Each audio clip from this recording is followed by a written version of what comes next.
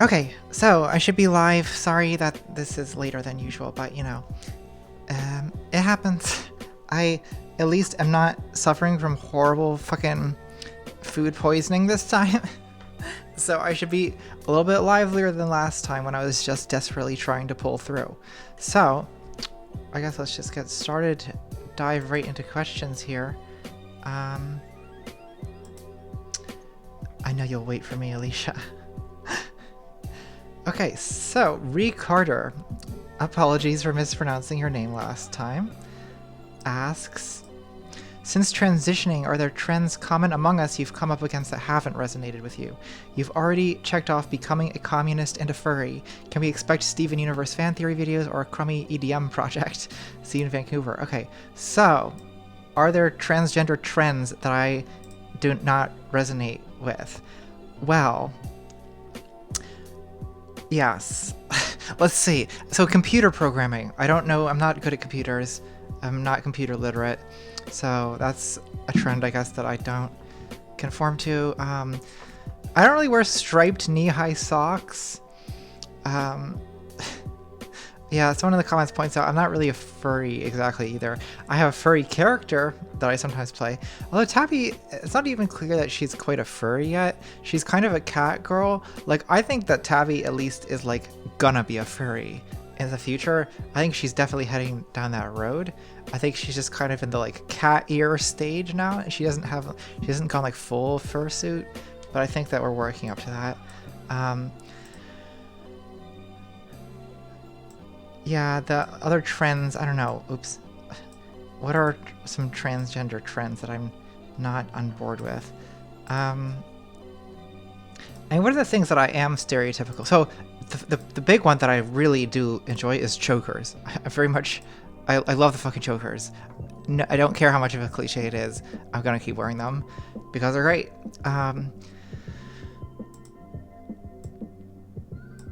Let's see. Yakaru asks, how do you keep yourself on task creating new content when you're at an emotional low? Any motivation or discipline advice for those who want to try their hand at similar work or just in general? That's a good question. Because that's something I've been dealing with for the last 2 months. Like, I would say the last 2 videos I've made, I mean, I've been basically depressed for a couple months. Like, not to get all like emo on you guys, but like I just have been, and that's a thing that happens sometimes to people. I am a pretty like high functioning depressed person in general, I guess, which in some ways is good because it means that my life doesn't completely screech to a halt, but in some ways it's kind of dangerous because like when depression keeps you in bed, like that sucks obviously, but like at least you stay in bed. I get depressed and I go out depressively doing things, which can go badly too. How do I mean, but you're right, it's harder to make content when you're feeling depressed. Like, I'm trying to write jokes when I don't find anything funny and stuff like that. It's hard. So one thing I do is I try to keep in mind that I've observed in the past that it doesn't turn out to matter very much whether I'm feeling inspired or not when I'm making a video, you know? Like, oftentimes it's more fun to work when you are inspired, but in my experience, the honest truth is that being inspired doesn't get you very far. Like, it makes it more fun and easier to work, but it doesn't, I mean, doing work will go well whether or not you're feeling good while you're doing it. Like, it's a matter of craftsmanship. Like, are you good at what you do? If you're good at it, then you can still do it even when you feel bad at it. So I don't know, it depends what you guys think. Like, I don't know if you know, I mean, like, I can't be the judge of whether my videos are good or not, but the last 2 videos I've done, violence and what's wrong with capitalism, I've been like pretty depressed most of the time I was working on those videos. So I mean, maybe if you guys think those videos are worse than my previous ones, well then I guess that means that it probably does have a negative effect. But if they're not worse, then it doesn't matter. My feeling is that it turns out not to matter that much. How do you get the motivation to do it? Well, you kind of, in my case, I have, my depression is not very extreme, so I don't want to suggest that like this is gonna work for everyone, but for me, it's partially just like I've like made a firm rule of making one video, so it helps to like have deadlines and have a rule, which is hard, of course, when you're self-employed or when you're doing something like this, but I find for me that the idea of just like the thought of not doing any work at all or not getting anything done is really like depressing and terrifying, and so I will sometimes like work just to avoid that feeling, but ultimately, like, if you're severely depressed, like, you need to get help from a therapist. Like, you can't just like pull yourself up by your bootstraps, probably. But for mid-level depression, yeah, you can kind of like shame yourself into doing stuff even though you don't feel like it. And I'd say the most helpful thing is to like try to avoid like guilt tripping yourself too much about not enjoying things. Like, give yourself permission to just feel like shit. Like, accept that like sometimes in life you're just gonna feel unhappy for a few days at a time or a few weeks at a time even, and like it's just how it goes, and like it's okay, it's allowed, it's not gonna last forever. You can still get work done. Oops. Okay, BDEF or BDEF. I want to say BDEF. I like BDEF. Given the nature of things in our society, are there any particular goals you would want to see the left, reasonable centrists, and any non-crappy people to strive toward in the coming year? How feasible do you see a better outlook this time next year? Your videos have been a bright pink, green, and purple light to my days since discovering you. Oh, thank you. And you have a second question I'll get to in a second. Okay, so do I have hopes for 2018 to be better? I would say I don't have hopes for it to be better, but I have increased resolve to withstand it being as shitty as 2017. So like, I feel like illusions that America is a good country have sort of been shattered, and now we sort of understand, like Donald Trump, I think, so here's like the positive spin I can put on it. Like, Donald Trump is kind of like a wake-up call, right? As a cliche, but okay, so this is the country that we live in. Like, because it's not just Trump country, of course. It's Obama country and Trump country, right? America is both those things at once. It's the country that voted for Obama, it's the country that voted for Trump. And like, but we were very much aware of this, like the Trump side of our kind of collective national personality. The good news is that a lot of people hate Trump. Not everyone, of course. He's got his supporters still, but like, what would I like to see happen in 2018 from the left? I would like to see more solidarity across different groups. I would like to see, LGBT people, for instance, making more of an effort than ever to understand issues faced by Black Americans or by immigrants. I would like to see influential people of color like Dave Chappelle try to make more of an effort to be more informed about transgender issues and about LGBT issues. I would like to see everyone keep a kind of big picture in mind with regard to economic inequality. I would like to see this kind of Me Too movement and the collective stand that women in Hollywood in particular have taken against sexual harassment. I would like to see that percolate down to have effects on other industries and on the culture in general. And I don't know, that's probably maybe too much to hope for, but these are just some assorted goals that I think are sort of that are achievable, right? I feel like we're kind of set up. 2017 there's been some good things that happened in 2017. Like, again, the Me Too thing, like that didn't have to happen, but it did. And even though we have like a like pussy grabber in the Oval Office, the fact that we have a pussy grabber in the Oval Office, I think made people realize that, like,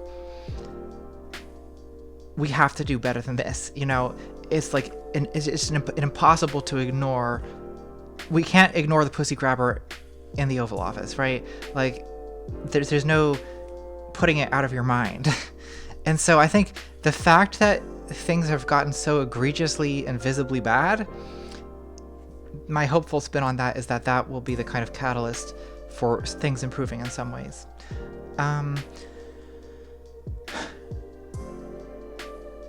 Second question, are you formally or internetly trained in the AV arts? AV, audiovisual, I take it is what you mean. I have a music background, but no video or photography background whatsoever. All of that is self-taught or YouTube taught. Okay, Luke Jensen asks, people discover their identity or sexuality at different stages of their life. Was your identity something that you truly only discovered recently? Or would you say that there were potentially some signs much earlier in life?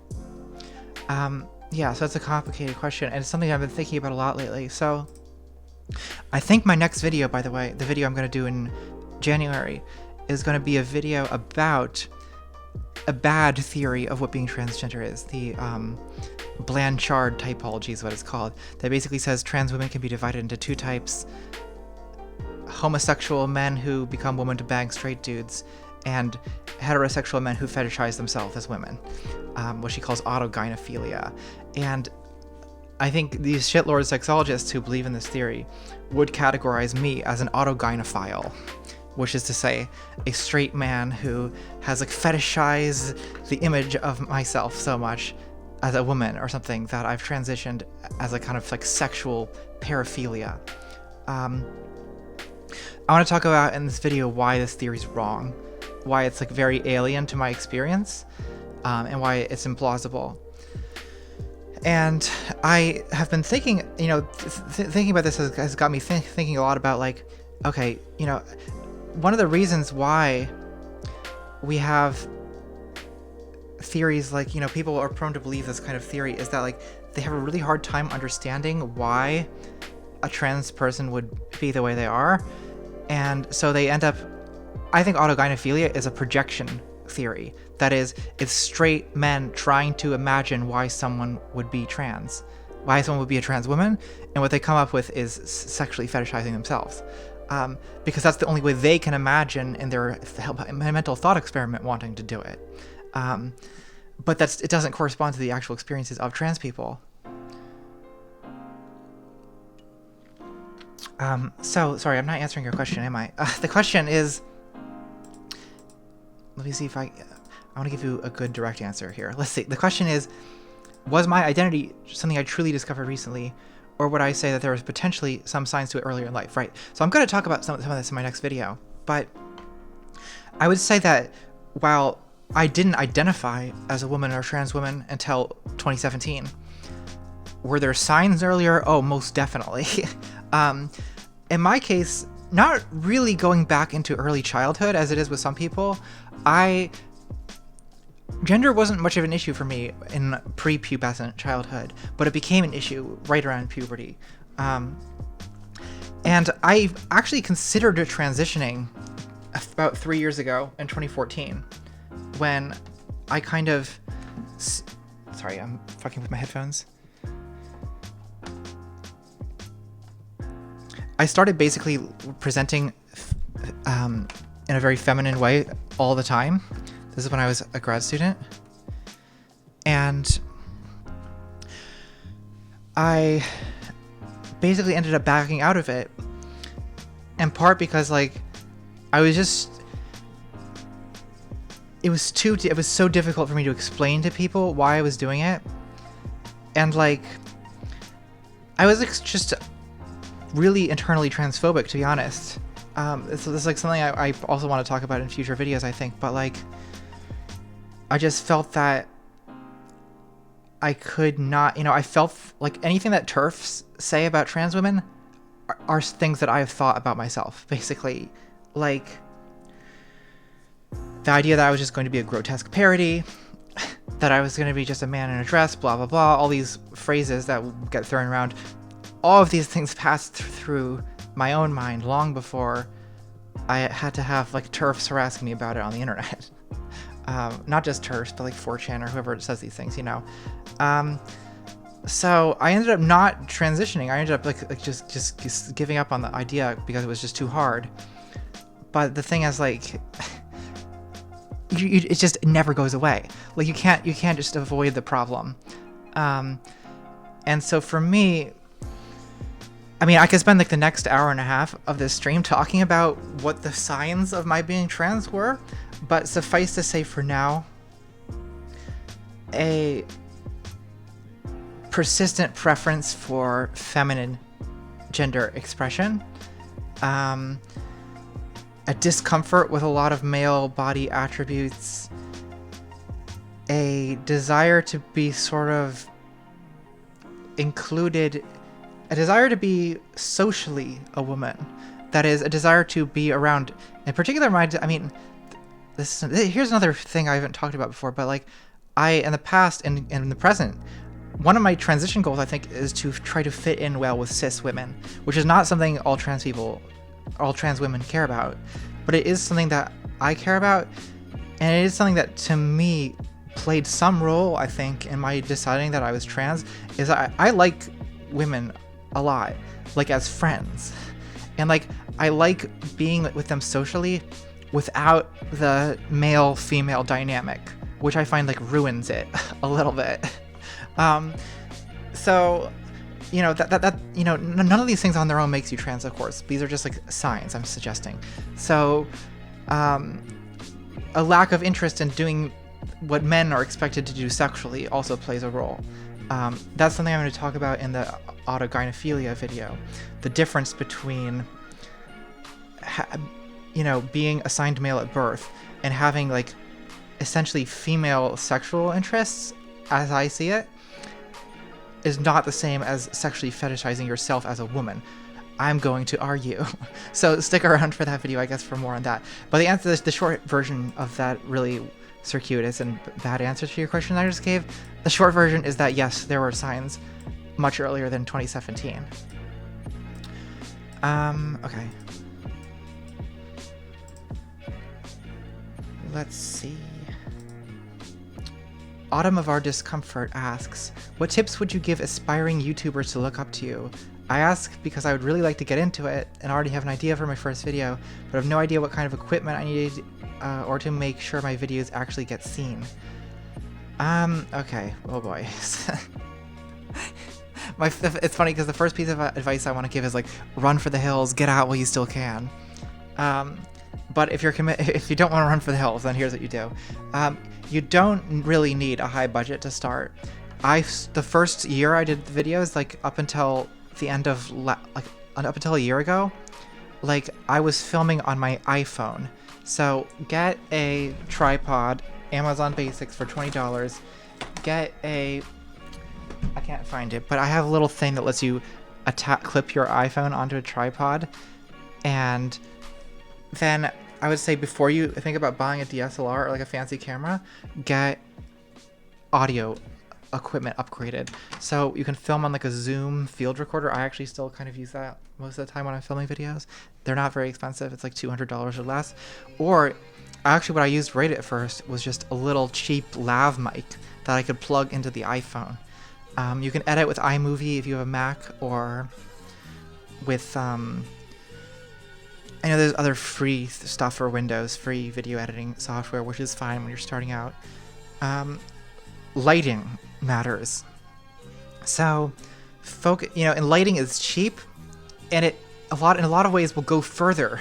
Like if you have bad lighting, and you switch to good lighting, that's gonna make more of a difference than having a bad camera and switching to a good camera, and it's cheaper. So either find a way to film in daylight in front of a window facing you, or get some daylight bulbs, or if you want to get fancy with it, you can get colored bulbs and experiment around with that like I've done. None of that's very expensive. So those are my technical tips. As far as how to get seen, I mean, I don't know. Like, I should say that I really I don't really think about like search engine optimization or anything. Like this is the one aspect of YouTubing that I'm really not qualified to talk about, is the how to get seen part. Because I mean, one thing I'll say is that basically the method I use is simply make really good content, constantly work on making the content better, and then do it persistently and don't stop. If you're making really good shit and you keep making really good shit, over time, people are going to recommend your videos and you're going to build up an audience. If you want to get eyeballs on you early on, if you're doing the politics thing, or if you're doing any kind of like opinions thing, I mean, one thing you can do is make response videos early on, and then you can kind of leech some of the person you're responding to's audience a lot of the time. And response videos, especially for small channels, tends to be a way to get people to pay attention to you, when otherwise it seems like no one will look at you. But I will say that if you do response videos, remember a few very important things. Remember, one, that the person you're responding to probably will watch the video. Don't be too aggressive or mean. Just because you're being a bad person, probably, if you do that. One. And two, it's just, it's not a good look, I think. So, I mean, a lot of people, now that I have like something of an audience, a lot of people try to get my attention by doing response videos to me that are very extreme, like where they accuse me of outrageous atrocities, and you know, basically they're trying to get my attention. It's really annoying. So don't be that. But if you can make a response to someone that's kind of like cute and funny, and like that doesn't treat them like shit, that person may well like the response you made and share it, or they might respond to you and bring some of their followers with you. And again, if you're respectful and in the way you make the response video, some of that the person you're responding to, some of their subscribers may well like your response. So that can be a good way to get some new viewers early on, is making response videos that you think might attract some of the person you're responding to's fan base, which is to say, don't make a hit video. Don't, like, you know, make a genuine response that sort of opens a conversation. And opening that conversation will get people who are already involved in the conversation interested in your channel. Okay, hopefully that helps. Good luck with your channel. Feel free to send me a video if you start working on something. Let me get my next question. I accidentally hit refresh.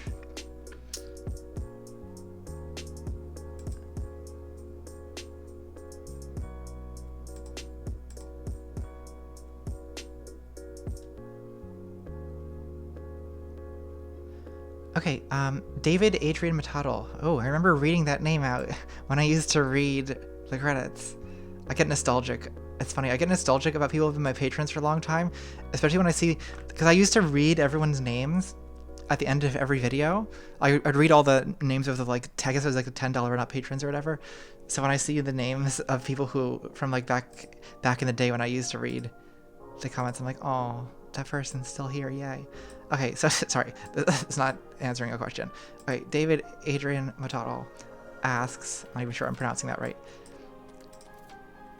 Because I look traditionally male, responses to my telling people on the left that I am non-binary have ranged from dismissal to outright hostility. I don't do it with people I don't know very well any longer. As a person who is transitioning, what do you think I can do to balance people's assertions about my privilege and expressing my identity in public? Does the fact that I'm white and look male diminish my rights expressing my non-binary identity in comparison to more marginalized people and invisible minorities? Does it diminish your right to express your identity? Absolutely not. And I don't think that you should shy away from expressing it just because people don't understand. I mean, I will say that I think a lot of times people who, for whatever reason, physically express male, like, there is privilege that comes with that alone, regardless of what your gender identity is. So you know, but as long as you're aware of that, like, it's still a real part of your life, being non-binary, no matter what your presentation is. So it's something that you're absolutely entitled to talk about. And if people don't want to listen to that, that's really their problem, not your problem. I mean, the most direct answer I can give to your question, why do I keep moving this goddamn thing around? I'm having like little, I don't know what's going on with my computer here. Stop it.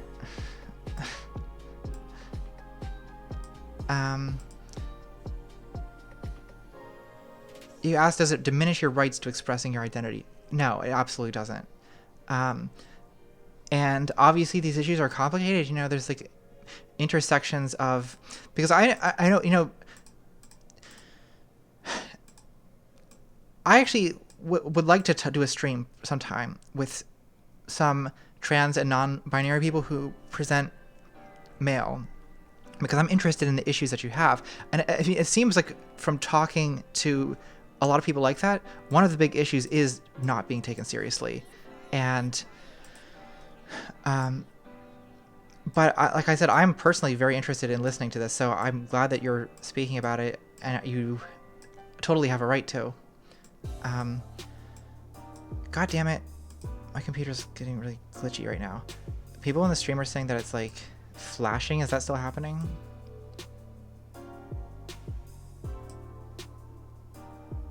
Guys in the chat?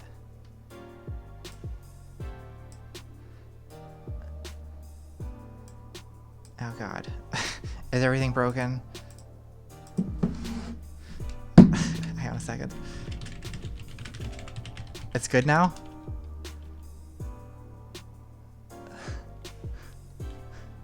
Okay. I think we're good.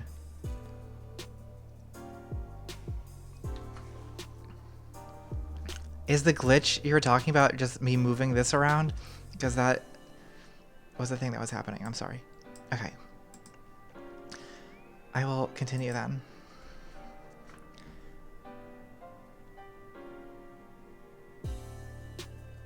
Jackal59 asks, I'm consistently impressed by how well written, acted, and produced, given your means, your videos are. Thank you. When you think of what you'll be doing over the next few years, do you see yourself continuing to create videos by yourself for YouTube, or do you think you might be at some point hire writing or technical assistance or secure dedicated production space? I'm not part of YouTube's main audience. I'm old enough for Elders React, but I do wonder if at some point the limitations of this media might come to outweigh all of its advantages. Yeah, Jackal, that's the thing that I definitely have considered. So I'm thinking about, I mean, I definitely think about hiring like a production assistant at the very least, because like oftentimes I'm dealing with like costumes and makeup and like hair and acting, and then on top of that to also have to be like fucking crawling around like plugging lights in and like you know focusing the like being alone and filming videos is hard because you have to focus the camera on yourself when you can't fucking you can't be the subject and the photographer at the same time. So you have to like put shit where you're going to stand and like focus the camera on that, then move the shit out of the way, and like it's a real pain in the ass. So I've thought, but on the other hand, like I'm so like I tend to film at like weird hours of the night, and like I don't know, I do like a bunch of takes of things, and like it's really kind of grueling. So like I don't know who would want. I sometimes do think about hiring a production assistant, but I would have to kind of change the way that I work in order to have a production assistant. But like I said, that's something that might change at some point. How I thought about hiring editors and things, again, because I guess I feel so personally connected to the work that I do. I'm reluctant to like outsource any aspect of it, except with the commissioning I've been doing has mainly been for music. So Zoe Blade is a music producer who does this who has a great analog synthesizer setup, and she produces a lot of music for my videos. So I do want to do more commissions like that because I have a bigger budget now. So I've thought of, I'm probably going to, in the next year, I'm probably going to commission more music. I might hire script editors or researchers to help me with some scripts and things like that. Will I eventually try to get like actual like production space? Maybe. Though I don't have immediate plans to do it, but it's conceivable that it's something I want to do in the next couple years. Yeah, totally. Okay, Jesse Young asks, first, I just wanted to say thank you. Your videos have been instrumental in helping me shape my views on many issues. They also helped me and my fiance get through a grueling 5-hour drive to Atlanta when I introduced him to your content. Afterwards, he said you were the kind of person he'd love to grab beer with. But on to the question, how do you feel, thank you, Jesse, how do you feel knowing that your content, due to its high level of production and creativity, truly does shape the views and opinions of those who watch it? What's it like knowing you have the capacity to affect a positive shift in worldview to your audience? Does it ever concern you that you may lead people wrong? Yes. In short, the answer is yes. It does concern me, and it is somewhat stressful. And it's also new. So this is actually something really only in the last like 3 months that I've confronted. Before that, I just didn't have a very big channel, and the idea that I was like an influencer or whatever seemed just ridiculous. But it's now been made clear to me by a lot of things that have happened in the last few months that however I feel about it, and even if I feel I'm just some drunk, stupid idiot with a camera in my apartment, like a lot of people clearly do look to me for like moral guidance on things. And I'm like, shit, like if that's how it is, then like that changes, it kind of changes everything about how I do this, you know? So this is like something I'm figuring out how to deal with right now, because on the one hand, like, I think the reason people like what I do, a lot of it is because I present myself as just some drunk idiot, right?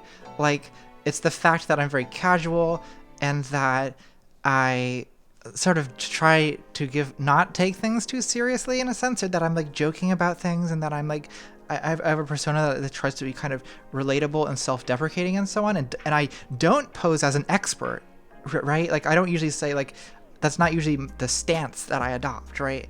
It's, but the fact that people have now viewed me, the fact that that persona has worked out in terms of getting people to pay attention to me, now comes with a shift in the situation that I'm in as a creator, where I now realize that there's a significant portion of the audience that kind of looks up to me, or that if they don't even look up to me necessarily, they're at least like, there's people whose like minds are changed. So yeah, there definitely is an added level of responsibility. And there's definitely stuff that I that I think of putting in videos that I totally would have put in like a year ago that I wouldn't do now. So yeah, it definitely affects the way I write. It affects, I mean, there's all kinds of like I just like, I think I said this on a stream a while ago, but like even just like people painting the stuff, them painting stills from my videos, or translating my videos into foreign languages has an effect too, because when I'm setting up shots and like lighting and stuff, I imagine, oh, someone's gonna paint this, like, so, and I think that's actually really good for me, because I think it causes me to devote more serious attention to it than I might otherwise, because I'm now not just thinking about making a YouTube video, I'm thinking about like, okay, someone might paint this, like, let's give them something cool to work with. Or when I'm writing jokes and things, I wonder, like, is this joke about Dave Rubin watering the Tree of Liberty with his tears, is this going to be as funny in Norwegian? Like, no, the answer is no, it's not gonna work in Norwegian. So not that I won't make the joke still, but it's just something that like I'm sort of thinking about. And I'm also thinking about, like, you know, I try to see, as I'm writing a script, I see all these objections from all these different groups of people to every joke and every line, you know. So it makes me sort of like, just like a little more cautious in a sense about what I say. And am I concerned about leading people wrong? Yeah, like I really try to, at least, I mean, and you'll notice that I've stopped basically tweeting my casual opinions about things, because I found that like one too many times, like I would just tweet something that was just a bad take, and like people would point it out, but I have enough of enough followers on Twitter now that can become a huge dog pile against me, for one thing, which is terrible for me. But also I realized that like the reason that that's happening in part is that like people are aware that people trust what I say on some level. So if I say something that's wrong, then people freak out about that because like, oh God, like look at this misinformation or this stupid idea being spread. So I basically try not to tweet ideas unless I'm very confident in them, which in some ways is good because it means I don't tweet as many dumb things. But also, I feel like I've kind of been deprived of my right to be wrong about things. You know what I mean? Like, because one of the ways you learn to be better is by just fucking up a lot and have people correct you. But I feel like I no longer have the right to fuck up because of the size of my platform has increased. And I sort of don't know what to do about that because it makes me feel like I sort of miss. One thing I miss about the early days is I miss feeling like I can just kind of like experiment, that I can like make a video with ideas that I'm not completely confident in, like, or that I can test out a kind of like dangerous or like experimental joke that might not work or go over well. I'm much more reluctant to do that now. And it is exactly because of that kind of worry, yeah.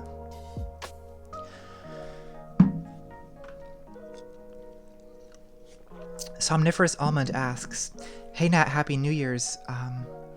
Thank you. Your streams with Gwen, Milo, Brooksy, and EvoS were really great. EVOS, yeah. I'm definitely looking forward to hearing more talks like these in the future. A kind of running theme I noticed between them was the obstacles the left faces when engaging online. Since Lindsay and Ta-Nehisi Coates both left Twitter, yes, I hold both Ellis and Coates in an equally high regard because I'm confident they're the same person. Yeah, I'm pretty sure that's true, Almond. I've worried about more lefties having their social media presence diminished due to the generally hostile environment resulting from only the stupidest and loudest sons of bitches dominating every conversation. I'm not expecting you to have a perfect solution for all this, but I am interested in hearing some of your thoughts on how the left can better navigate all the fuckery that comes with attempting to build a social justice leaning platform. Also, Lindsay and Coates are the same person, right? Yes, they are. So yeah.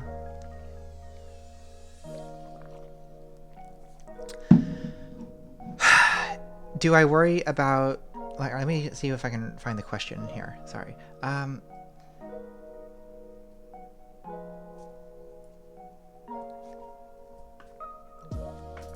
Interested in hearing some thoughts on how the left can better navigate the fuckery that comes with attempting to build a social justice leaning platform. I mean, I don't know. I don't know what to do about this. I've tried speaking out about it and people don't want to listen to it. Like, you know, I think especially bad is this like dogpiling culture, right? And I think it's because it's such an easy way to kind of like be a leftist online or be progressive online is to contribute to this mass moral outrage. You know, and oftentimes the mass moral outrage is justified. Like on Twitter, as I speak, there's a shitstorm going down about some poor fucking idiot who made a stupid, idiotic video where ableism, made a deranged, perverse, immoral video where he goes to the fucking Aokigahara forest in Japan and films him and his friends laughing at a dead body of someone who killed themselves. And like, justifiably, Twitter is like thrashing him for this because that's terrible. But on the other hand, like, I think, you know, this guy is 22 years old. I wonder, like, I agree there has to be consequences for this fucker. Because it's not okay what he did. But also, I think that I see people contributing to this dogpile. And one thing that worries me about it is that it's really easy to pile on in cases like this, you know what I mean? And it doesn't, you know, I think like a certain amount of backlash against people who do bad things on the internet is good, right? People have to understand that what they do is wrong, and an example has to be set for other people that this kind of behavior isn't acceptable. But I find that oftentimes there reaches a moment where the outrage spills over the threshold of what is justified and into just kind of recreational trashing. And that, you know, it happens sort of indiscriminately. Like, what this guy did is really fucking bad. Like, you don't get to laugh at dead bodies of people who killed themselves. Like, that's not okay behavior. But I've seen people get it just as bad for doing much less. And, you know, so I get in a lot of trouble for agreeing to debate people. And, like, one thing that's, you know, there's kind of, like, no distinctions drawn sometimes between, like, Nazis and just centrists. Like, where debating a centrist is viewed as just as bad as dating a Nazi as far as people are concerned. Like, I don't know. I don't know where I'm going with this, but, like, when it comes to Ta-Nehisi Coates, like, people were treating him not just as a person who... I thought that Cornel West article about him, while it contained some valid criticism, was just dripping with resentment and envy, to be honest. And I thought the fact that people seized on that article to just trash the guy, you know, not constructive critique, you know, and this is Ta-Nehisi Coates, who's like one of the best writers on race in America in the 21st century. Like, he's an ally. And a good one for the most part. Okay, should he talk about capitalism more? Yeah, probably, I guess. But, like, why are we treating him so badly because of this? Like, why can't we keep the criticism constructive? Like, why has he just been turned into an enemy over this? You know, it's like, I don't know what to do about it. Because here's the thing, I complain about this, and when I complain about it, everyone says, you know, either they deny it's happening, or they say, of course, we all know this is bad. Everyone knows this is bad. And then people say, this isn't bad. I've just given up. I just given up talking about it. I don't know. I'm defeated on this point for now. Like, maybe this is something I'll come back to in a few months, but for now, I just drink and try not to think about it.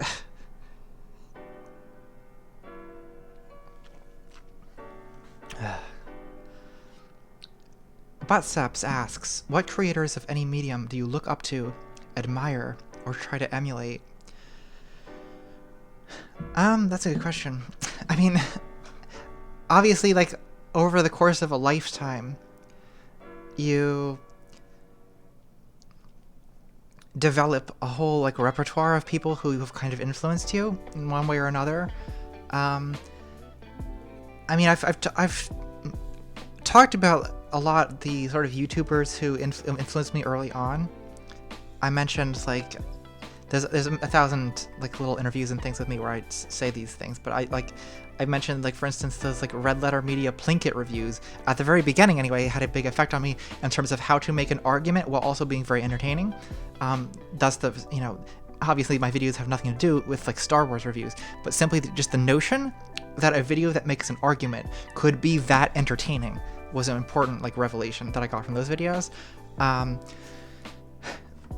H Bomber Guy was also kind of like that, a big influence for me a couple years ago.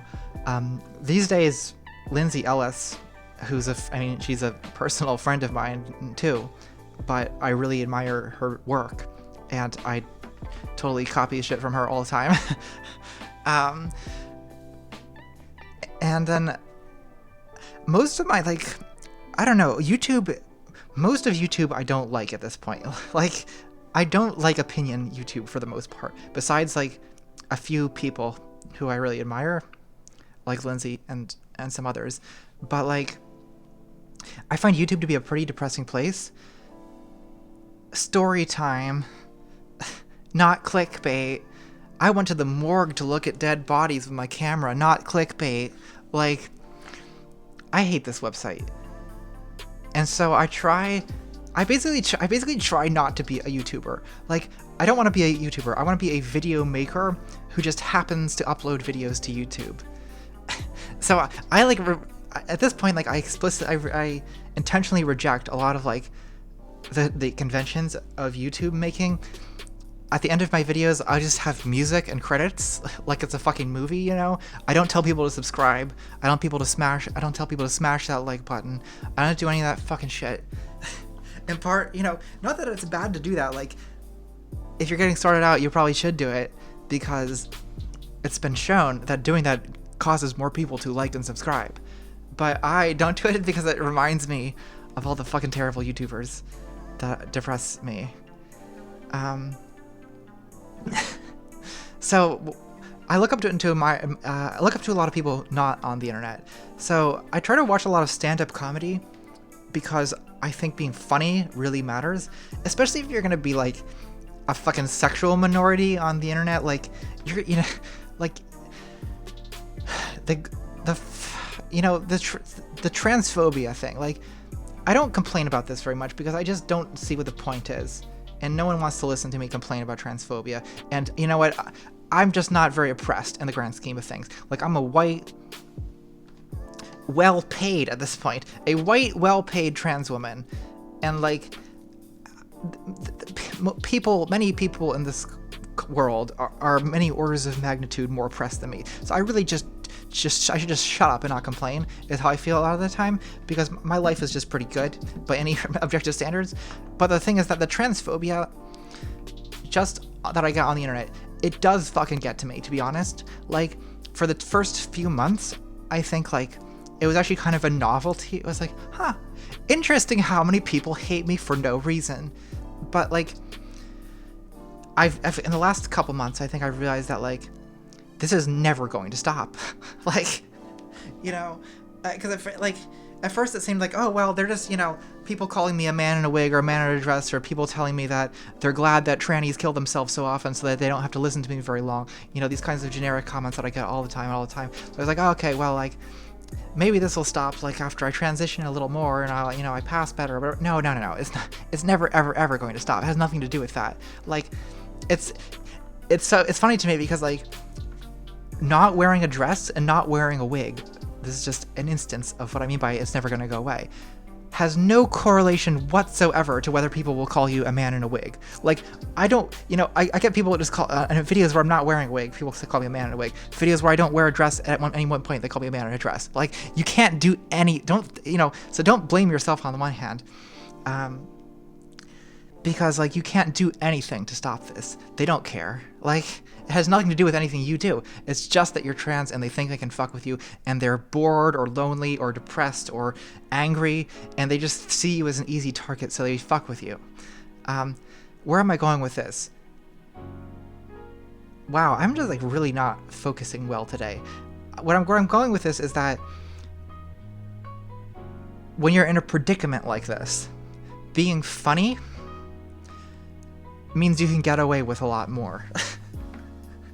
And also, like, so humor to me, on the one hand, it's like a kind of like defense mechanism, or it's a kind of way to like endear myself to people, you know, like you know, the hope is that like bigots will leave me alone a little more if I'm funny. That's maybe slightly true, though it's not very true. But like,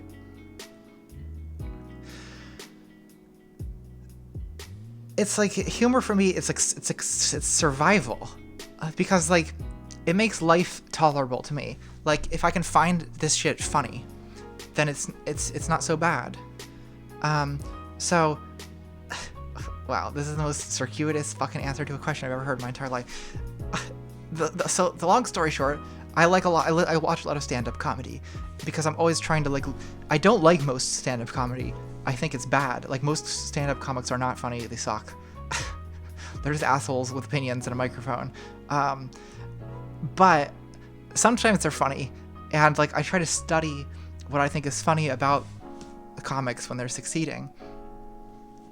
Because to me, like, a joke that actually lands is like, it's like a reason to keep living. Like, it's like that important, you know, to keep working on being funny. So what comics do I watch these days? Well, I was a huge Louis C.K. fan until he betrayed us all and ruined my life. So who do I watch instead of him now? I've been watching Sarah Silverman a lot. She's so fucking funny. I really like her. I like her style of comedy. I like,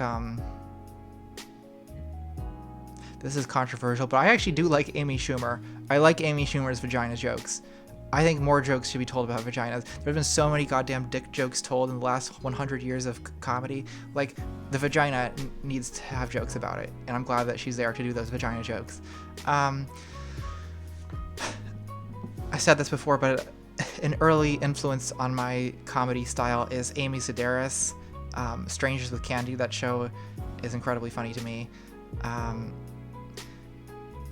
so often I'm sort of trying to import to YouTube like styles of humor that are not necessarily born of YouTube, because I think that YouTubers who only are influenced by other YouTubers, this is not a good direction to go. Like, you gotta open yourself up to influence from all kinds of shit, like movies, novels. Like, I try to consume culture from any direction with any extra time that I have, because I think like having a diverse range of influences is like, it just makes you better, and it makes you more interesting, and it makes you unique. Whereas if everyone's only just watching the same few YouTubers and just copying those YouTubers, like, it just gets boring really fast. Wow, what is wrong with me today? I can't think clearly. Alright, Dio Taz Devil. May I commission an artist to do artwork of my persona and some of your characters together in a coffee shop talking, or as if they were all sitting in one of your videos? I don't know your policies on fan art. Do you have policies on fan art? So, I mean, as a general rule, like, if you want to draw any of my characters, like, you don't even need my permission for that. Like, of course you can. Can you commission something to do that? I mean, if it's just for you, yeah, I don't care. If you start making money from art based on my characters, there's probably gonna come a point where I come to you and be like, yo, like, I'm gonna need a slice of this pie, since it is part of my creative work that's involved in it. But again, I'm generally very sympathetic to anyone who wants to create art based on my characters. If you're commissioning it just for yourself, go nuts. And if you want to even sell art that has my characters in it, like, just get in touch with me. Like, I'll make an agreement with you where, like, you pay me some amount of it, and, like, I'm fine with it. I don't give a shit. Like, I really don't want to, like, I'm flattered that people want to do stuff with my characters, and, like, I really don't want to be an obstacle to people sort of creating derivative works based on stuff that I create. I'm flattered that people do that, and I'm happy to support anyone who wants to do that. Torso Full of Beats asks, any chance you'll do a meetup with your followers in the southern US? Yeah, so I sort of don't know what, like, I haven't been planning, I tend not to plan meetups unless I'm going to a place for some other reason, but like I said, I'm doing the Portland, Vancouver one next week. At some point, will I probably end up in the South? Yeah, probably. I don't have any immediate plans to do it, but, like, there's definitely a chance that I'll do it in the future. Torso Full Bees asks, how's your day been? It's been fine. New Year's resolutions. My New Year's resolutions are to make better YouTube videos and to go on a date. I should go on a date, I think. Like, I should leave my apartment sometimes, and I don't have that many friends in Baltimore, so, like, I should leave, but I should, like, make some friends in Baltimore. And I should probably do it in a way that's not just dating, but, like, dating is, like, the easiest way to meet people. But also, I haven't really, like, dated at all since I started transitioning, so that's, like, an intimidating, scary thing that I haven't... Oh, God. That I haven't really, started doing yet. But, yeah, I need to just get over the anxiety and just do it. Would you rather know for certain we cease to exist after death, or that we wander the earth forever untouched and unseen, able to witness but never interact? I would rather cease to exist. Garrett Mitchell asks, I just completed my bachelor's degree in psychology. Now what do I do? Well, you could get a job as a Segway tour guide and hate your life for a year, then go to grad school for 2 years because you can't think of anything else to do, then attempt to be a novelist for a year, fail utterly, work as an Uber driver, work as a copy editor, then start up a YouTube channel, and a few years down the line, get successful on Patreon. I mean, that's what I did, but you're going to have to find your own way. I can't tell you what to do. The only advice I can give if you just recently graduated college is keep an open mind. Don't get discouraged if the first thing or the first two things or the first 3 or 4 things you try don't work out. Be flexible. The world's changing. The economy is changing. Look for opportunities in unexpected places, and hope you'll eventually find something that works for you.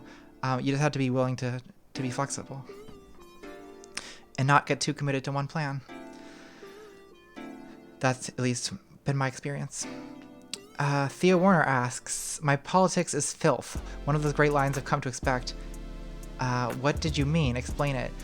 I feel like it was probably a joke, but it really resonated with me. Okay, so filth are my politics. This is actually from the it's the continuation of the quote from Divine that I quoted, right? So this is the just for people watching this, the question is a reference to my last video where I have this quote from Divine being the star of John Waters' movie Pink Flamingos, and in the movie there's a scene where a reporter asks Divine, tell us some of your political positions, and Divine's response is, kill everyone now, condone first-degree murder, endorse cannibalism, eat shit, and then the next two lines are, filth are my politics, filth is my life. So what does filth is my politics means? Well, I don't exactly know what, I mean, in the case of Divine in that movie, she's basically expressing a lack of political commitment apart from this like nihilistic reveling in filth and degeneracy. So why did I quote it in that video? Well, I don't know. It's a kind of a way of avoiding my commitments, my political commitments. I guess I don't really have a theory of like the ideal society or whatever. Like when people say that they're like a specific denomination of leftists, like, oh, I'm an anarcho-mutualist, whatever. Like I feel like those people have like a very definite idea in mind of like what society should be like. And I don't really have a definite idea of what society should be like.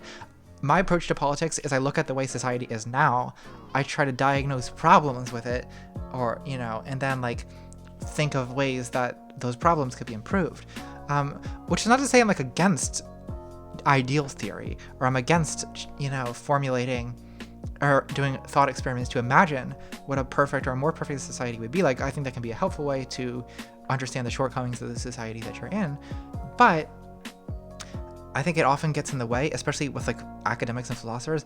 Often like this theoretical game of deciding what the ideal society would be like gets in the way of like working on the actual definite problems with our society.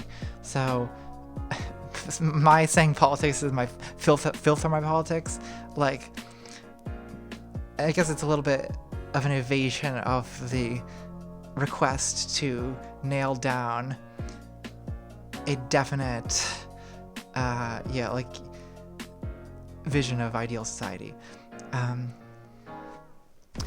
Alicia McKee asks, what do you do for self-care? Much love as always. Oh, thank you, Alicia. Baths. Take lots of baths. That's what I do. Bath bombs, bath salts, neon lights, music.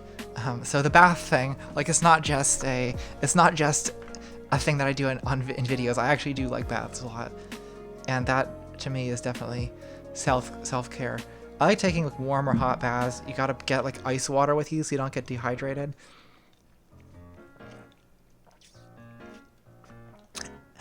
I often find that that's a really relaxing way to stop thinking about Twitter or whatever the thing is. Yeah, you should take some baths. Everyone should take baths. Baths are my politics. Alright, Fruit says, see anything good at the movies last year? Yes. So, last year, definitely, I think my favorite new movie was Get Out, which is so fucking good. And I know that's the most SJW choice, but it is genuinely a great movie. Not just because I like the politics either. Like, I do like the political slant of it, but I also just think that it's like very artfully crafted. It's a genuinely good horror movie. It's genuinely funny, and it also really reflects something about race in America. That, I mean, this is a movie that starts with a young black man walking down a white suburban street, terrified for his life. And just that like reversal of expectation. I mean, the first 2 minutes of this movie, I was already like, I'm gonna love this fucking movie. And it's a really good movie. What else did I see that was good? I didn't see that many new movies. I tend not to go to the movies that often. Moonlight wasn't last year, was it? That was 2016, right? I saw Moonlight in 2017 though. That was good.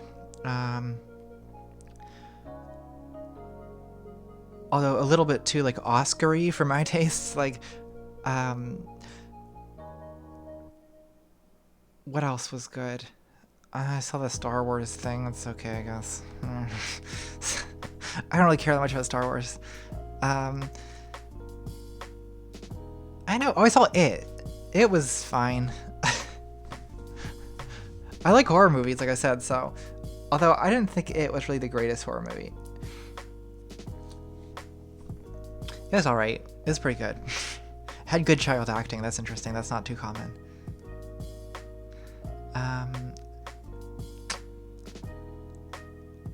Dimphnomaniac asks, are you familiar with The Wicked and the Divine comic series? It's about celebrity and parasocial relationships, and it seemed relevant lately. It's also really, really queer. I am not familiar with it, but it sounds like I should check it out because those are all things that I am interested in. Thanks for the suggestion. Basic Butch C137 asks, what do you think about SJW's ruining Star Wars? Ah, here we go.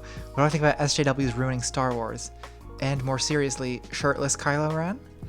Okay, so what I think about SJW's ruining Star Wars is that SJWs have not ruined Star Wars. I personally think that there are more Star Wars movies than there needs to be. I'm not super interested in watching a Star Wars movie every year for the rest of my life. But since Disney has decided that we all must do that now, I guess I'm stuck with it. I watched Sargon's terrible video. Just the other day, I was watching Sargon's terrible video where he literally just summarizes the plot of Star Wars for like half an hour and complains about SJWs ruining it. And like so many of their objections, I mean, their objections basically come down to like, why are there women and black people in these movies now? Like, SJWs are ruining Star Wars. Now they'll tell you that that's not what their objection is, because they'll be like, we liked Princess Leia and we liked Lando. But the thing is, like, what I think the new movies do that the old ones didn't in terms of having diverse characters is that they actually make perspective characters that are non-white or that are women. Like, because the thing about Leia and Lando is that they were interesting characters, I guess, but they weren't really perspective characters, right? Like, we were always kind of just following Luke and Han around. Leia occasionally would become a sort of perspective character, but Lando was sort of like aloof. Like, he was like a character that they had to deal with, you know? And I think a lot of people just like, there's so much of the Star Wars is being ruined by SJW's objections. Like, they just come down to like, like, I like it when all stories are told about white men. Like, and I don't sympathize with that objection. I mean, that said, am I a huge fan of the new Star Wars movies? Not really. I actually liked Rogue One a lot. I think in part because it was less... I liked it precisely because it was less Star Wars-y. It was like kind of new. It was like, oh, it was just like an interesting, like... I'm not really a huge action movie fan, but like, I thought that this movie was like good in terms of just building suspense and building interest in one single plot line that it focused on, and then taking you to the end of that. And it's just, you know,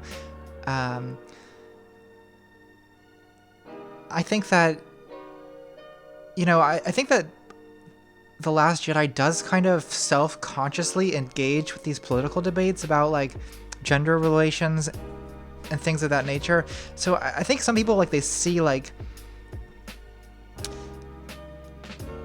you know, they see that clearly a conscious effort is being made to make these stories more diverse, and to them that's kind of like, it breaks them out of the universe or whatever, because they see like the political machinations of the like that go into the industry of making these films. But the thing is, like, it always has worked that way, you know, like, people get parts because of like social political relationships around the process of making movies, and in the past that's favored like only, you know, movies that are mostly just about white guys. I don't know. I think that also, like, Star Wars, because it's made by Disney, everything about it feels kind of like all these decisions that went into making the movie were made by like a corporate boardroom, you know? Including the diverse casting is made in the same way as every other element of it. Like, so that in Star Wars, like, if anything happens in if Luke Skywalker is a kind of haggard, depressed cynic, it's because haggard, depressed, cynical characters are selling tickets this month, right? Because like it's the problem with these mass-produced movies is they feel like such a, I don't know, they feel so manufactured, right? They don't feel like the product of a genuine, like, creative, like, vision of an artist. They feel like a kind of, like, I don't know, corporate entertainment production or something. And I think that may be sort of part of what people object to with, SJWs ruining it. But mostly I think it's just, most of these objections are unreasonable. Mostly it's just people mad that there's women's and black people in movies now. And that is not an objection that I sympathize with whatsoever. Shirtless Kylo Ren, fine with me. Jesse Hansen.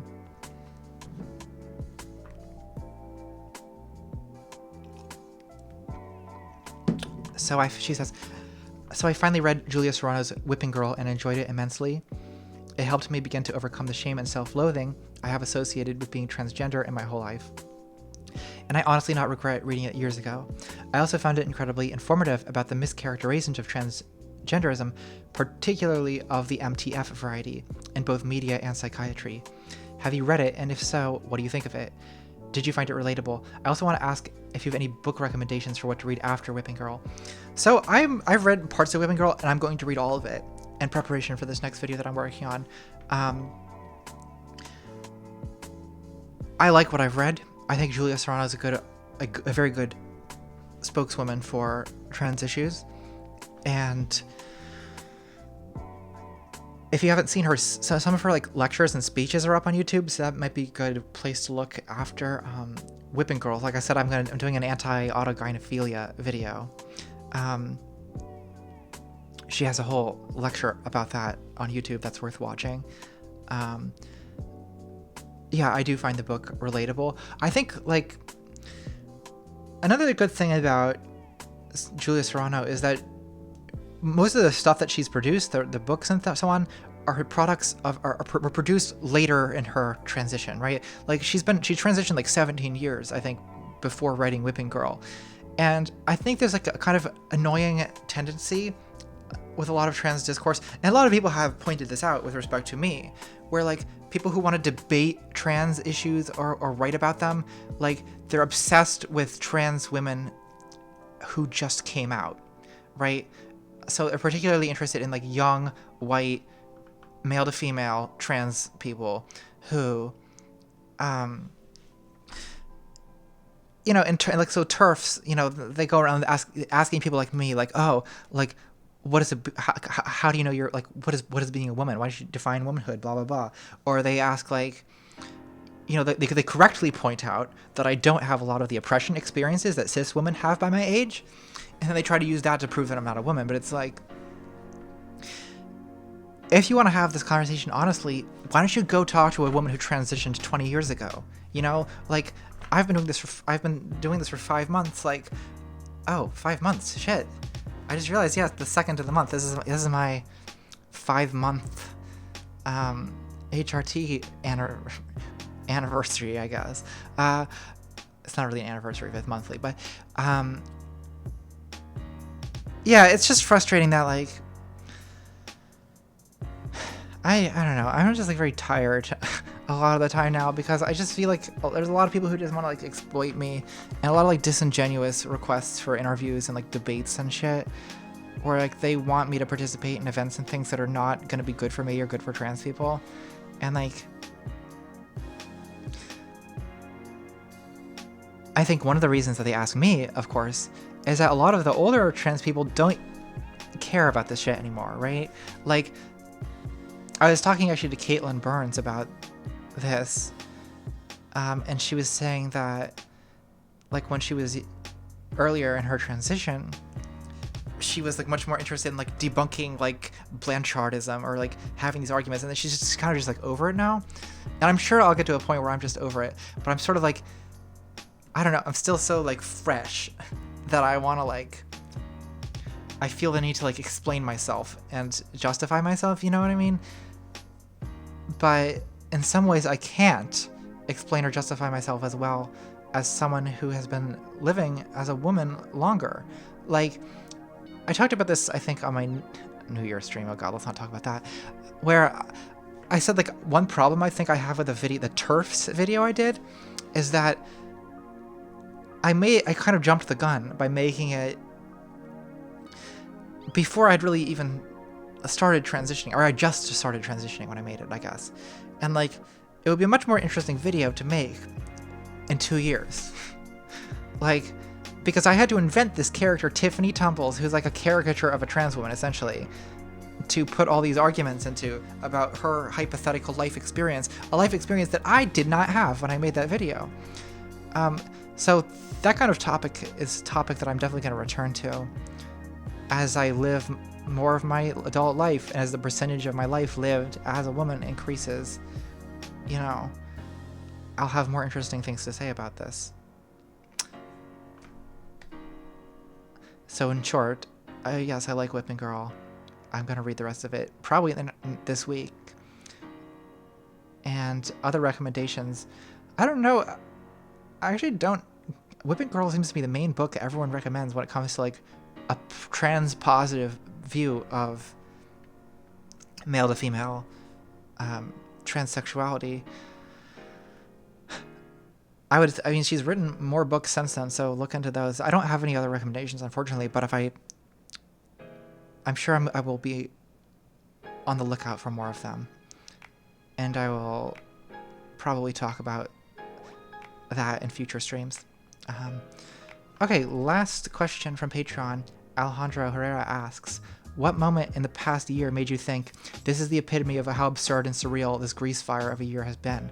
For me, it's been the glowing profiles of neo-Nazis like Matthew Heimbach around the same time he led a hate mob against a mixed couple in Kentucky, and how we need to befriend white nationalists and neo-Nazis instead of confronting them, either civilly or otherwise, especially post-Charlottesville. Yeah, so if I were to pick one like surreal moment, I think it would be the immediate aftermath of Charlottesville, where there was a fucking Nazi rally with torches and fucking Confederate flags and Nazi flags where someone was fucking killed. And then the President of the United States gets up in front of a press conference and says, okay, but some of them were good people, and what about the leftists who confronted them? Don't they have some of the blame? That was the moment when I was just like, that it was just like surreal. It was like nightmarishly, surreally bad that this was going on, right? Like, the most unambiguously fucking bad thing happens, and all the president can say is like, well, what about the alt-left? Like, was I surprised? No, not really. But it really served to like drive home the predicament that we're all in now. But really, like, there's like so many moments like that. 2017 was just like, it was just moment after moment after moment of that. And I'm honestly, this shit's just gonna keep going for a while. All right. Let's just double check to make sure that no one else on Patreon commented. And then I can take some comments from the chat. Oh, it looks like a couple more people did comment. Hold on.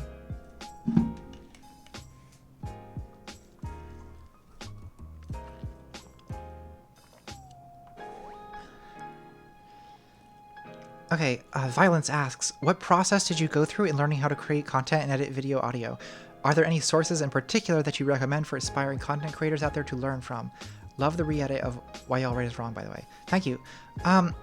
Basically, it was a mix of trial and error and YouTube tutorials. So I would say probably the most effective thing is trial and error.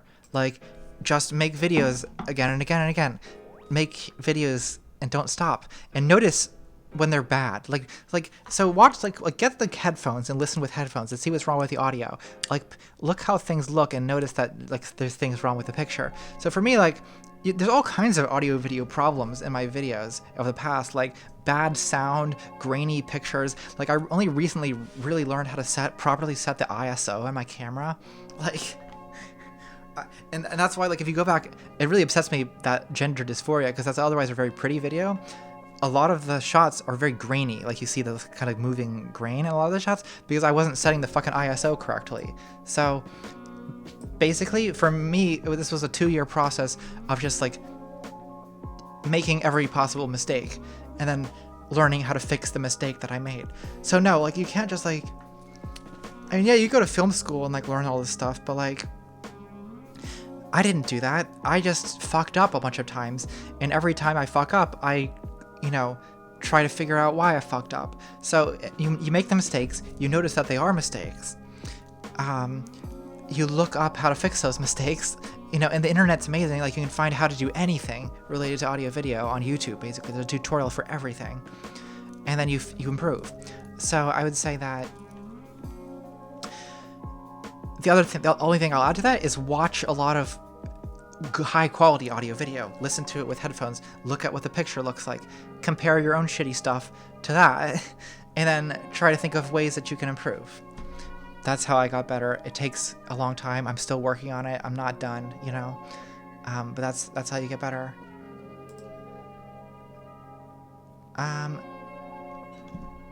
Emrit asks, what you just said about discovering your identity, it answers the question I didn't think to ask, but the answer to which has given me some solace. See, I didn't connect all these individual non-cis things about me, my behavior, feelings, and desires, until recently after finding you, thanks to Ellis. Currently going through happy days of acceptance and then bouts of confusion, suppression, etc., while still feeling these like phantom boobs. Ah yes, the phantom boobs. Mostly it feels peculiar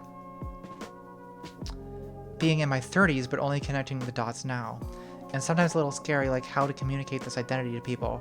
I suppose it will at least make sense to them now why I demanded electrolysis as a teenager.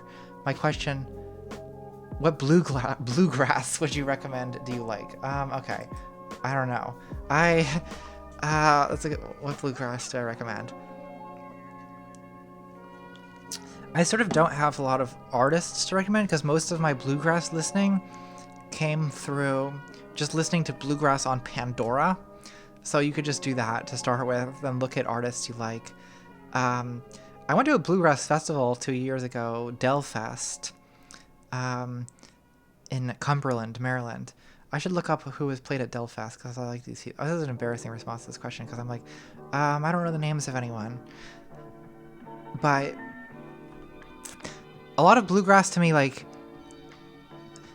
it's a genre where there's like a lot of similarity. Like it's kind of like blues, you know, like where like every bluegrass song is kind of the same song, which is not to say that there aren't like better or worse many different variants on it, but like, you know, when it comes to blues, like rather than saying like I like Etta James or like Muddy Waters or like Robert Johnson or like whoever, you know, it's just I like blues, like the whole thing. Like, and that's kind of how I feel about bluegrass too. This is a terrible answer to this fucking question. What you're saying about, yeah, it's difficult, your identity though. Explaining your identity to people is incredibly difficult. It's something that I kind of want to, I mean, so you remember I made it last year, I made that video, I am genderqueer and what the fuck that means? I have a, in the future, planned video that's going to be like, I am a trans woman, what the fuck that means. That's going to be sort of the same thing, only not jumping the fucking gun this time and trying to explain what I am before having acquired the right life experience to explain that. So, because it's frustrating. Like, one frustration I have, this is I'm going off the rails, by the way. I'm answering a question that no one asked, but it's just something I want to talk about right now, so I'm talking about it. But like, I'm sorry, you just have to deal with me because you're the ones who decided to be my patron, so you have to deal with me. But like, a huge frustration for me right now is that it's very difficult to explain to cis people what being trans is, and that I feel like cis people don't believe me a lot of the time. Like, they say that they do, but like, you can tell when you're being patronized, you know?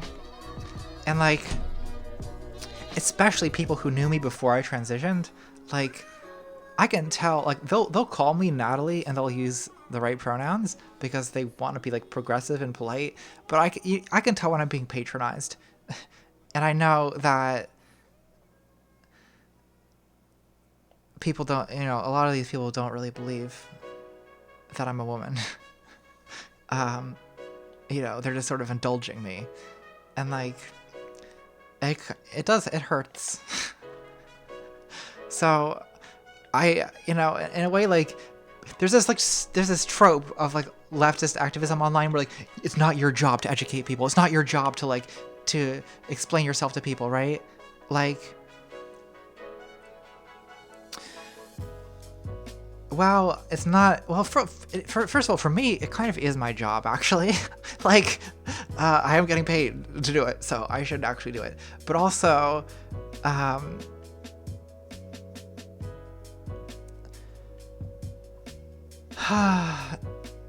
was I going with this? Yeah, it's not my, but I want to be understood is the thing. Like, and I know that I can't like convince everyone, but I just want to convince as many people as possible, or not convince them, but like, I just want them to understand me. And it's like, it's hard. Because it's difficult to explain. It's very difficult to explain something as like basic as gender identity, you know, because like, especially when people ask you questions like, well, what does it mean to be a woman?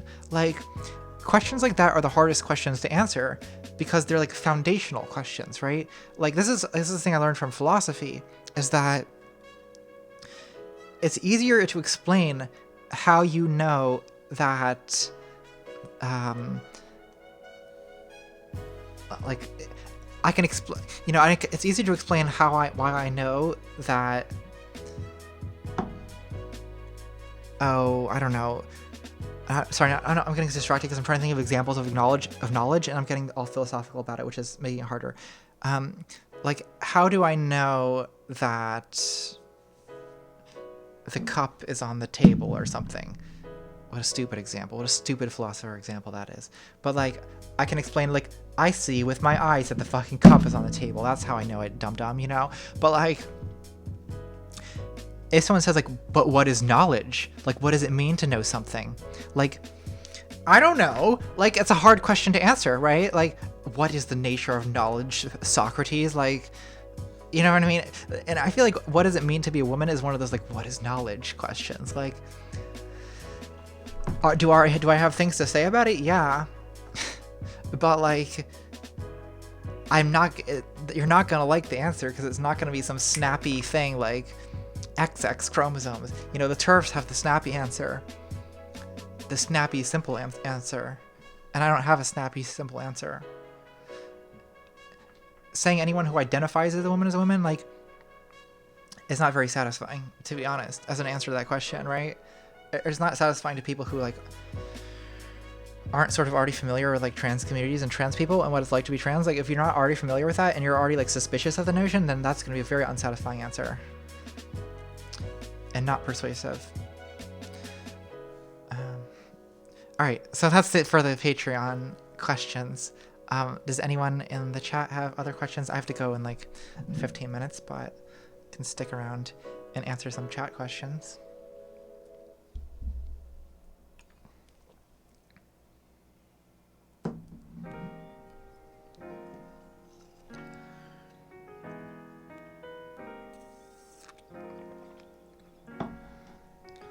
Turn the music up and just relax here. Have a good night, Dio.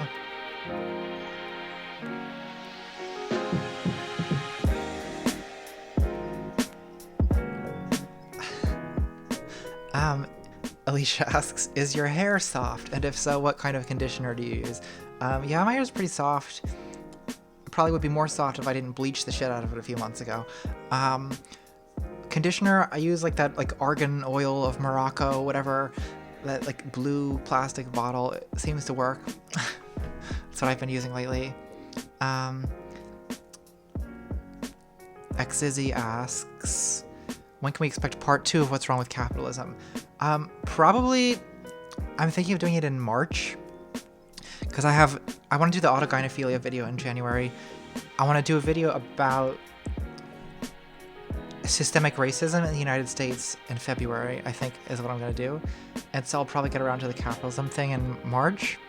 Although it gets difficult, more than like a month or two ahead of time, I can't really predict what I'm going to do. But probably, I think March is kind of my vague target for that video, yeah.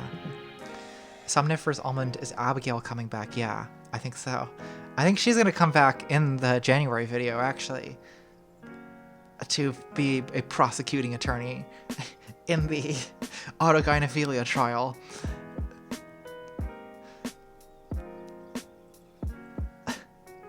Corvus says, not a question, but your 2 hanging strands of hair are cute. Thank you, Corvus.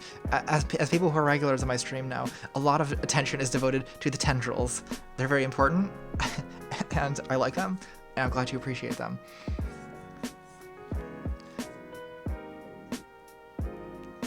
How many, Purple Eatery, how many more years deep in this knowledge vortex do you have to get before you publish a tree book?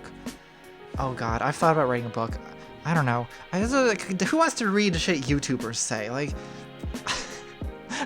I don't want to read books by YouTubers for the most part. But I don't know. I can kind of write, like, probably better than a lot of YouTubers. Not to be super arrogant, but like, I've thought about writing a book. I might do it eventually. I'll probably write some stupid book eventually, like my life as a culture warrior on the internet or whatever.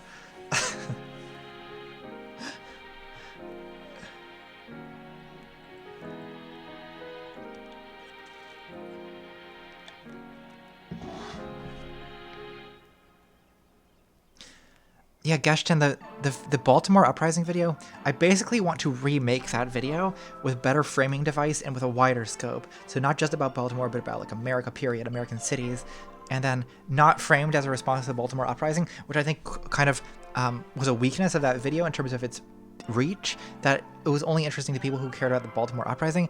I want to make a video about people who are interested in racism in America, period. And so I want to do a video that's framed in that way. Exactly. Write a book so I can shout at people. Read Contra. Have you read Contra? Yeah, I should do that. That's true. Like if you're a true leftist. Because leftists, they do like books, right? Like leftists are like the only political group of people who like reads a lot, it seems. So that's true. I should get in a book.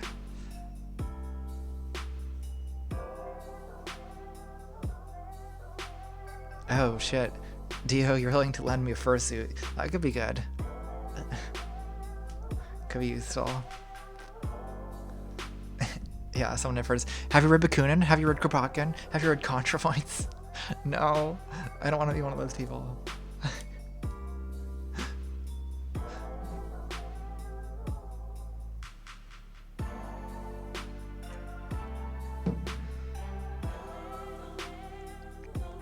Well, gosh, I'm glad you think so, but I do think that the arguments made in that video are some of the most important arguments I've ever made on my channel, and the fact that video hasn't gotten that much attention, I just want to make what I think I can do a video like that that's even better and that can get even wider reach, and I think it's really worth doing that because I don't see a lot of people on YouTube even making these arguments. Like, who on YouTube is talking about like redlining and like the history of like housing discrimination in the US? Like, no one's talking about this shit, and it's like so fucking important, and no one, like, people don't know about it. It's crazy. Will I ever have a meetup at Bed Bath & Beyond, Veronica? Yeah, sure. I actually really would love to have so a lot of that, like, the capitalism stuff from the last video, where I was, like, filming all these, like, storefronts, that was, like, a lot of the filming was done at Arundel Mills in Maryland, which is this giant, soulless, terrifying mall with, like, a fucking casino in it. I would love to do a meetup there, just a soulless capitalism meetup. Oh, Jeff, that's what you would call it, soulless capitalism meetup. At Arundel Mills, everyone. Meet up at Medieval Times. We can go to Dave & Buster's. We can go to Bed Bath & Beyond. We can go to Old Navy. We can go to Red Lobster and Olive Garden and Forever 21.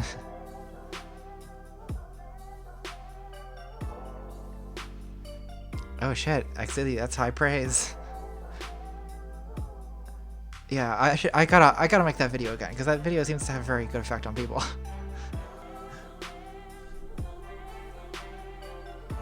I did a meetup in Chicago last October. I'll probably do another one.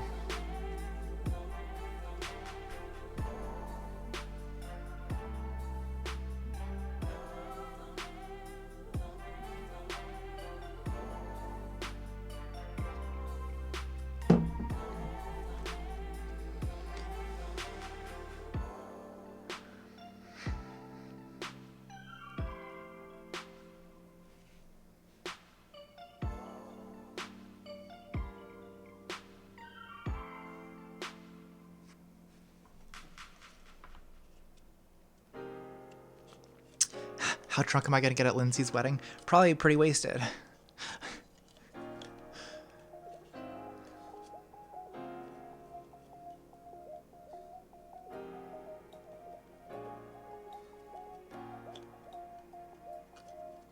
Try not to get food poisoning though. It's less fun. Good way to lose weight though. I think I lost 5 pounds that week from just the food poisoning weight. VidCon Europe, yeah, maybe. I mean, it would be cool to have an excuse to go to Europe and meet some European fans and viewers, because, like, I have a lot of European viewers. It would be cool to meet some of them. I'm probably not even going to VidCon US this year, though. Like, they haven't invited me, and I kind of don't give a shit if they're not going to invite me.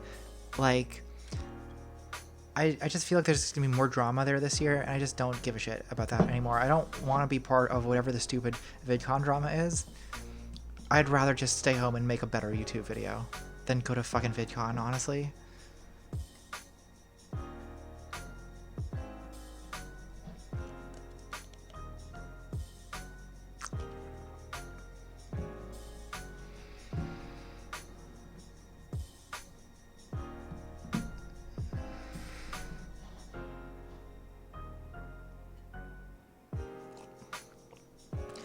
Exiting the Vampire Castle by Mark Fisher talks about Twitter call-out culture. Yeah, I should definitely read that.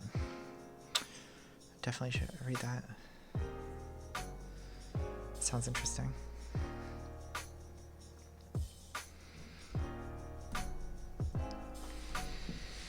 I started watching the new series of Black Mirror, which had me thinking about the end of the last one with the episode about the fucking bees. That basically kind of like says a lot of it right there. I have not seen The Shape of Water. People keep recommending it to me, so I should probably see it.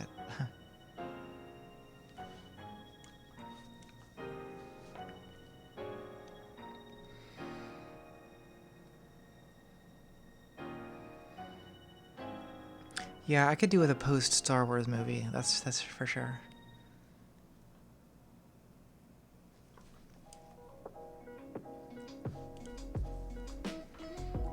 Actually, I don't know, Ecstasy. I liked the new season of Black Mirror for the most part.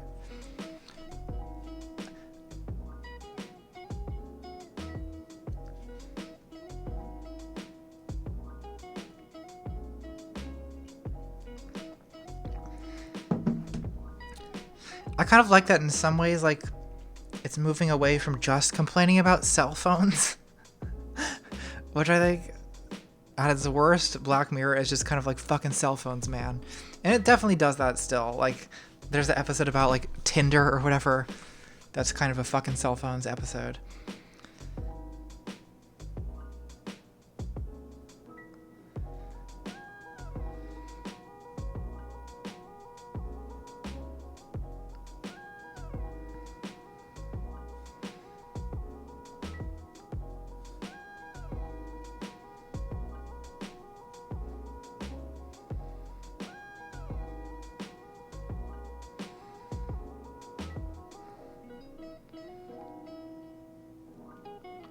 I liked the first episode a lot, yeah. It was not like other Black Mirror, and I liked that about it. I liked the second episode, the one about parental surveillance. I think I related to that video somewhat because not that extreme, but the intense parental surveillance is something that I sort of relate to. Let's just say that.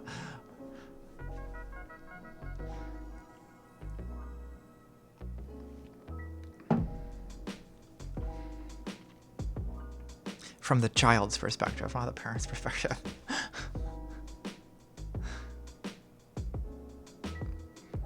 Now it's complaining about people like parents. Yeah, fucking parents.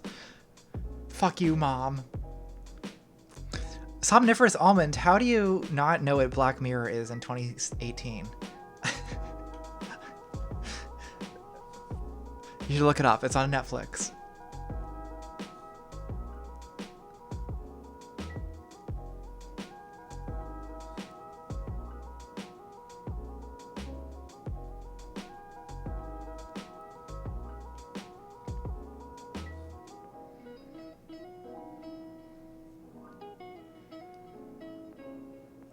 Yeah, I agree that. So without wanting to, I agree that a defect of the episode perhaps is that it doesn't really like. Instead of like, because really what it ought to have done is to explore more deeply the mother's like feelings of like loss of over her, over her diminishing role in her daughter's life, instead of just getting really Black Mirror-y and having to escalate. Because the thing about Black Mirror is it always escalates way too far, right? Like, everything is so bad, everything's so awful. It can't just be a story about like a mom like facing the parting of her parental role in her daughter's life. It also has to be about like murder and blood and devastation, because it's fucking Black Mirror. I thought that about that third episode too, like where this like spoiler alert, but like the protagonist of the third episode is like, it starts with this like interesting thought about like guilt and about the role of surveillance and like mind reading and like law enforcement, but then everything gets ruined by the fact that she just becomes like a fucking serial killer, murdering children, and it's just like, what, like it would be more interesting if it was a little more subtle, like, why does that, but they have to, the problem with the show is it constantly has to turn shit up to 11, right? Yeah, exactly, I agree with that. Like, I don't know, the way I try to think about Black Mirror though is it's like a Greek tragedy, right? Like, it's kind of like fabulistic stories, right, about doomed people who end up like gouging their own eyes out and fucking their moms and killing their kids. Like, it's very much of like the kind of like Greek drama tradition of, because Greek drama turns shit up to 11, right? Like, everyone's like, it's a lot of just like infanticide and patricide and suicide and just a lot of death and incest and rape. Like, and Black Mirror is, I would say, the descendant of this dramatic tradition. It's more Titus Andronicus than Hamlet.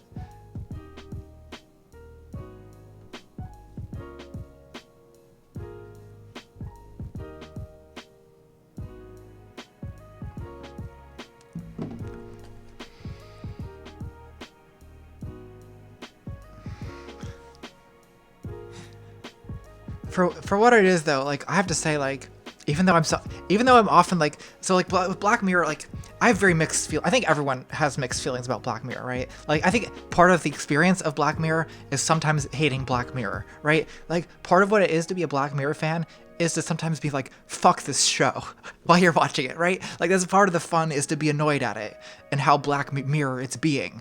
Like, and part of what it means to be Black Mirror is to be like, is to take things too far.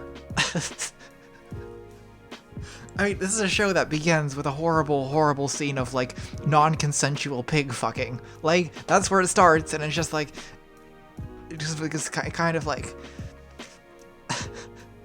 you have to kind of like laugh at it, right? You have to laugh at how far the show has taken things.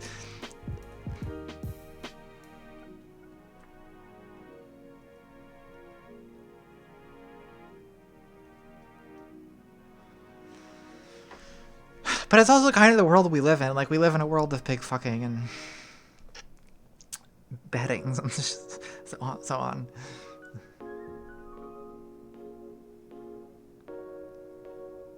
All right. That's probably enough for this stream. On the note of pig fucking, I'm done. I need a break. I'm not answering your question, Xizzy. All right. Good night, everyone. Thanks for your questions and for tuning in. Goodbye.